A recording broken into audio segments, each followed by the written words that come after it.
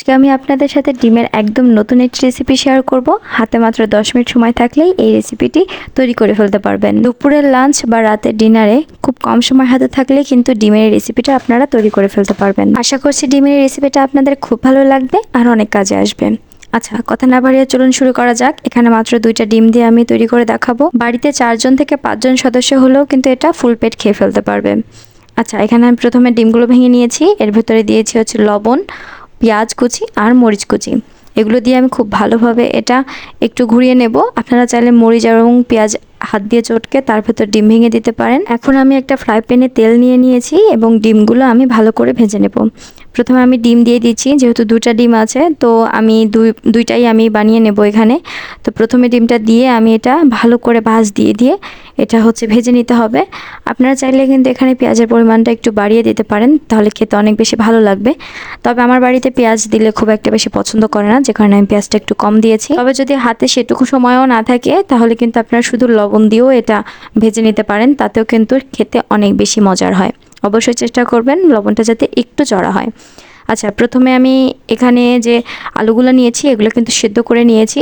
এগুলো আমি ভাতের যে ছাঁকনি আছে সেটার উপর দিয়ে সেদ্ধ করে নিয়েছি। কম সময়ে রান্না করার জন্য এর থেকে সহজ উপায় কিন্তু আর নেই। আপনারা অবশ্যই এটা ট্রাই করবেন। ভাত তুলে দিয়ে তার ভেতরে আলুগুলো দিয়ে রাখবেন, আর সেদ্ধ হয়ে গেলে জাস্ট 10 মিনিটের ভেতর এটা রান্না করে ফেলতে পারবেন।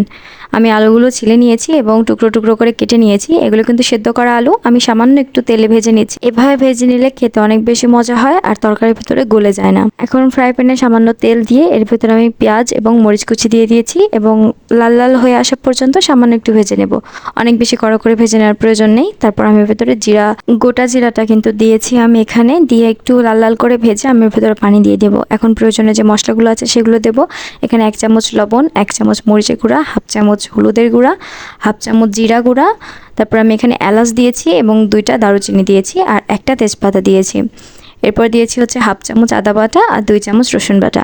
এখানে দারুচিনি এলাচটা দেওয়ার চেষ্টা করবেন, ডিমের একটা বাজে গন্ধ হয়, তো সে কারণে এটা দিলে ডিমের যে তরকারি হয় সেটা খেতে অনেক বেশি ভালো লাগে। এরপর যে আমি একটু টাইম নিয়ে কিন্তু ভালো করে কষিয়ে নিয়েছি মশলাটা। এর ভেতরে আমি যে ভেজে রাখা আলুগুলো ছিল সেগুলো দিয়ে দিলাম।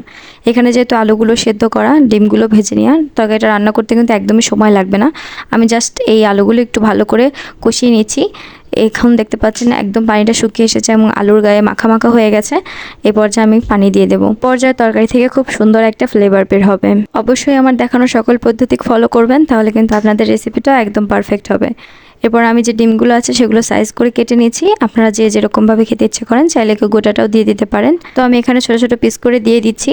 দিয়ে আমি এর ভেতর আর সামান্য একটু পানি দিয়ে দেবো, কেননা এখানে সেদ্ধ করা আলু সহজে খুব তাড়াতাড়ি পানিটা টেনে নেবে আর ডিমও অনেকটা পানি টেনে নিয়ে বড় হয়ে যাবে। তো সেক্ষেত্রে আমি এখানে আরও সামান্য একটু পানি ব্যবহার করব। এই পানিটা কিন্তু শুধুমাত্র একটু বলক দিয়ে ঝোলটা গাঢ় করে নেওয়ার জন্য, তাছাড়া কিন্তু সব কিছু একদম রান্না করা। আপনারা চাইলে পানির পরিমাণটা একটু কমও দিতে পারেন, তাতেও কোনো সমস্যা নেই। এখানে আমি দেখছেন বলকটা তুলে নিচ্ছি।